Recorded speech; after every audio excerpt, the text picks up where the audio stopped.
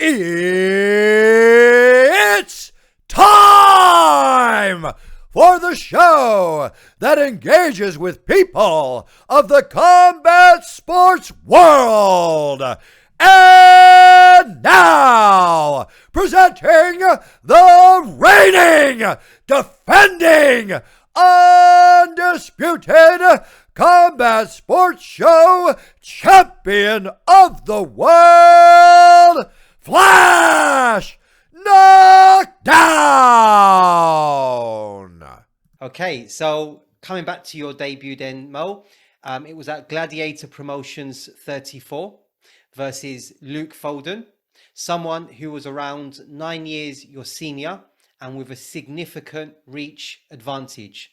As an 18-year-old, how were you psychologically getting ready for your debut? I was excited. I always wanted to compete in MMA. I'd done like boxing and like K1, all these interclubs and tournaments and that before. I was like, well, I finally get to do my MMA debut, and preparing for that. I knew he was long, but I was like, yeah, this guy's tall, but his body looks weak. At the time, being a boxer, I was like, yeah, I'll fight him to the body, go over the top.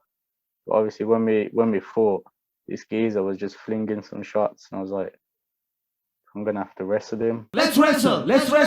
And that's what I done. Still till this day, I believe I won that fight, but the judges give it him.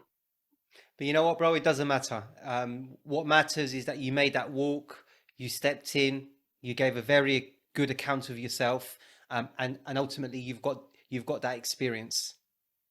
Yeah, that's right, bro. Right, and at 18, you were excited to fight another man that was 9 years your senior. The Wow. age, it's That's never meant nothing to me. Never. When I was like 17, Wow.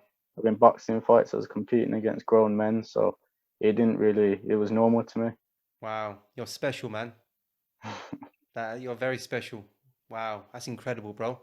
So despite the outcome of the fight not going your way, I'm sure, and as I alluded to just now, I'm sure both you and your coaches were very proud and satisfied with your performance, right? Yeah, they were. Yeah. And you? I thought I won the fight. After that, I was proper upset because I was an apprentice at the time in engineering, and I'd actually left my apprenticeship to train full time for this fight. So training, I think I'd done the last 3 weeks of the camp full time, and I was like, whoa, I love this. I was thinking that I was unstoppable. I was like, I train like 3-4 times a day, every day. I don't do nothing else. There's no way anyone can beat me. But that fight actually gave me a reality check. It made me look at things more different as to whether, yeah, I'm training 4 times a day. No one can stop it. So it made, after that fight, my training got more smarter and my mindset kind of changed a bit. Wow. And this is the reason why the amateur level is so vital for the experience, because ultimately it doesn't matter, does it? It's all experience at this level, isn't it? Yeah, when you turn pro, that record's wiped. Then no one's going to be Correct. talking about your amateur record. That's right. That's exactly right, Mo. Very nice, man. And were you feeling sore the next day? Nah, No? not really. He didn't really do nothing. So Okay, good. So moving on to your second MMA fight now, Mo, and your first of 5 in 2019 saw you return to Stoke for Gladiator Promotions 39 to pit your skills against episode 4 guest Harry the Welsh Bandit Kenworthy. You were originally due to compete 2 weeks prior on Made for the Cage 29, but your opponent pulled out. Did the last minute change in opponent and venue add any further pressure on your young shoulders? nah, nothing at all really. I was meant to fight. I don't remember the lad's name, but he was from a well-respected gym up them sides.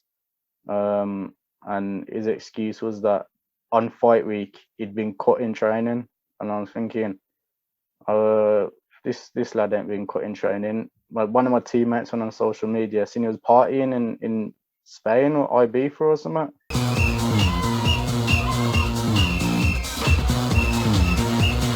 I was like, whoa, poor excuse. I'm still ready. Spoke to my management. I says, what can we get? And they come back with Harry Kenworthy on GP UK. Says, yeah, fine. I know Harry's coach, Azzy Thomas, on a good personal level as well. And he also trains at Hammer with Sean Martin, who I know on a very good personal level as well. But it's kind of crazy because for that Made for the Cage camp, Matthias Frederick actually took me to Hammer to spar, and Harry was there. I remember doing 2 rounds of sparring with him. So when No that fight way. came across, I says, "Yeah, no problem. I've already sparred him. Let's take it." But I didn't think they Ah, were gonna accept it. When they accepted it, I was like, "Whoa," kind of shocked. wow. So I'm guessing by that, and not to sound disrespectful, but I'm guessing by that you got the better of Harry during that brief sparring. I don't really remember when No, it fine. was years ago, but I remember this. He's not proper tall. No, He's not like, you know what I mean. He was I know. experienced. I think he was Yes, 3-3. But I was like, you know what? That don't matter. I just want to fight. I took a year out improving my skill set with my head coach Tom Breeze. Tom says, "Yeah, you ready? Let's get you a fight." So I got on the phone to my management. That's what they come back with. Accept straight amazing, away. amazing. So you knew a little bit about Harry prior to the fight. Yeah, yeah. That's amazing. Wow. Again, did not know that. So again, thanks for sharing that, Mo. So it was a really good fight with Harry, which saw you win via armbar submission, 1 minute and 52 seconds into the third and final rounds. It initially looked like you were going for the Kimura. Can you talk us through the transition to armbar, please? So he kept trying to take me down. The fight was I was having success on the feet and on the floor. In the first round, he nearly caught me in the armbar, but that Yeah, was down to ring rust. I was out for a year. yeah. And I remember thinking to myself, nah, there's no way I'm tapping to this. He can have my arm if he wants. I'm not tapping. I put all this Right, work in. I'm not tapping. right. Um, and yeah, so he was shooting. And I remember Aidan Lee fought Paul McBain and Cage Warriors Birmingham in a tournament eliminator for the title. And he won that. I remember he Kimura trapped McBain. And I remember Aidan come back to the gym. And when I was in camp, he was showing me this Kimura trap system. I was like, whoa, this is proper good. So when it come to the fight, that was kind of normal. I was like, let me try it, and it was working. So I went to Kimura trapping, went to go on top, and with the Kimura trap, if they try and get up, and you've still got the arms there for you to step over and get the armbar with, and he tried to come on top, I used it so I could get top position, but he tried to get up as well, and I still had his arms, and I just seen the armbar, it was there. Wow. And who was shouting in the crowd for you to break his arm? That was Matthias Frederick. For real? Right. Yeah, that was He's got some loud voice, man. Right. He's him. like, break his arm, break it, break it. Right. Was that Matthias, yeah? Yeah, that was him. Is that how he's going on? No mercy. Jeez. Wow. That was scary, man. And it was great sportsmanship from Harry at the end, lifting you around the cage. Yeah, he was a good lad. Like He in the is build very up good, to the lads. fight, and that is business really, and it after the fight, you can put all that behind you. Then it's pure sportsmanship. I don't hold no Correct. grudges after fights. So Correct. Yeah, he's a lovely lad. Is Harry, top yeah, guy. proper humble guy. Yeah, very humble guy. Yeah, very humble guy. Cool. So then moving on to your third amateur fight, which was a catchweight contest versus David Adams at FCC 23 in Bolton, who then moved on to the professionals after your fight, which speaks of his experience and you once again testing yourself against the best available competition.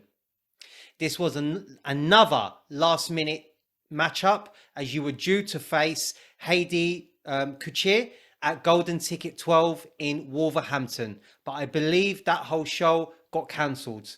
Could you elaborate on how your fight with David was put together, please? So I remember it was fight week. It must have been the Wednesday or something. I was asleep. Okay. I think I'd just finished my last session of camp. So I went to have a little nap. I remember waking up to messages saying, "Oh, is your fight still on? Is your fight still on? I was like, yeah. So I rang my manager Yeah. straight away. I'm saying, what's going on with this fight? And he's saying, oh, I don't know. Let me follow it up. 10 minutes later, he rang me and said, "Oh, the event's been cancelled." I'm saying, "How is how it's meant to be happening on Saturday?" Saying the event's been cancelled.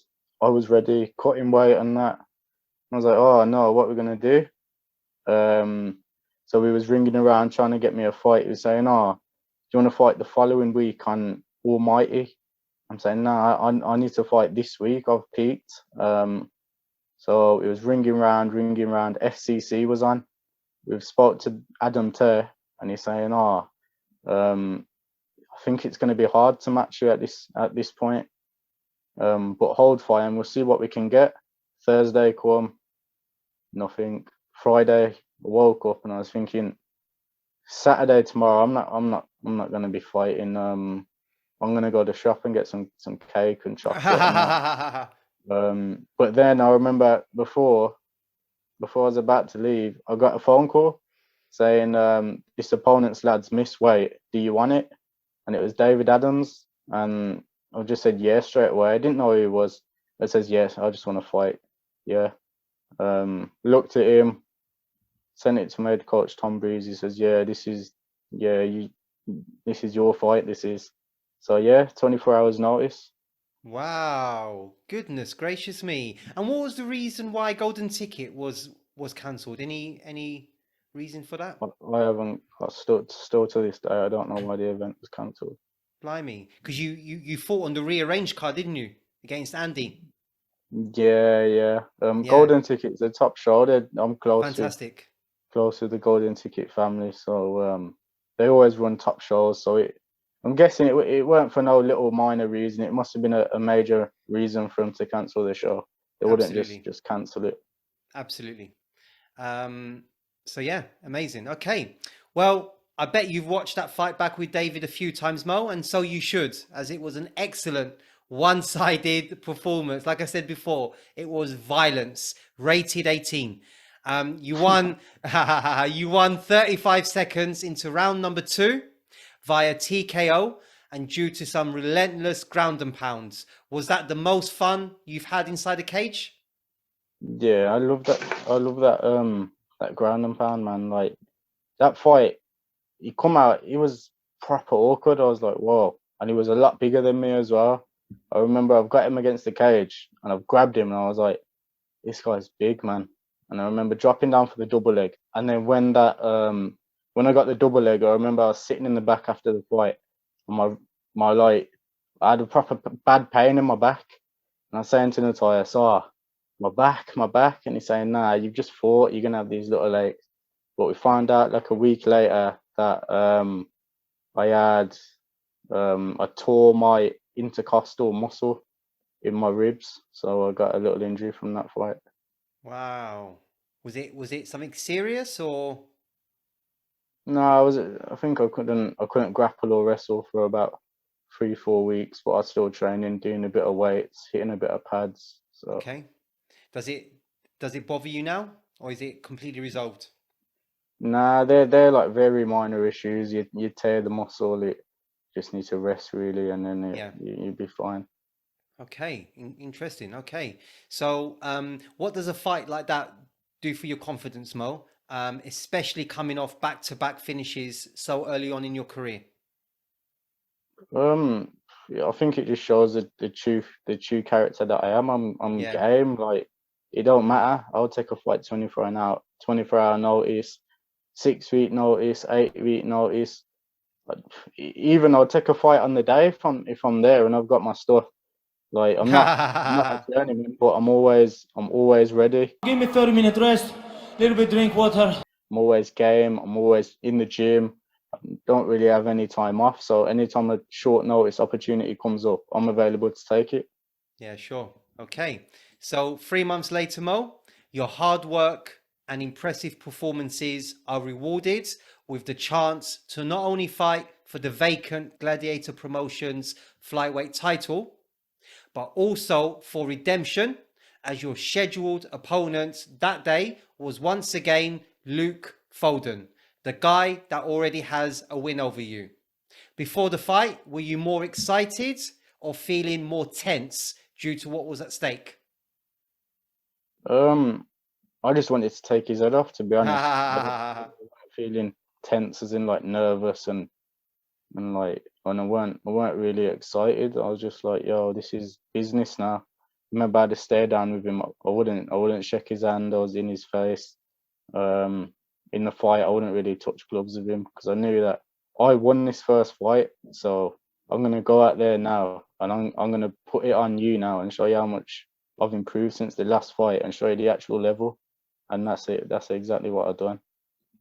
Do you think he was a bit, maybe a bit sure of himself, given what happened in the first fight? Do you think he came in a bit too overconfident? Yeah, I believe exactly that's what he done. So yeah. Yeah. All right. Well, you clearly dominated that fight right from the beginning and dictated where the fight would take place. Once you had enough punching him on the feet, you would then take him down. And when you had enough being on the ground, you allowed him back up. At that point, could you sense the gains you were making at Renegade, especially when looking back to your first fight with Luke? Yeah, my jiu-jitsu, my wrestling, everything I'd improved since that fight. I remember in the first minute or so, I've come out, not even the first minute, I think it was the first 20 seconds, I've come out, backed him against the cage, and he's left his neck in, and I've tried to guillotine him, but because he was so tall, I couldn't get it. Couldn't lock Nearly, my though, hands innit? together. It was Nearly. close, nearly. It I was was close. thinking about it Nearly. already, but I Yeah. couldn't. He was too tall, and I was thinking if I keep holding on to this, I might end up gassing my arms out. I even thought about jumping guard, but it's like, no, I don't really want to be on my back.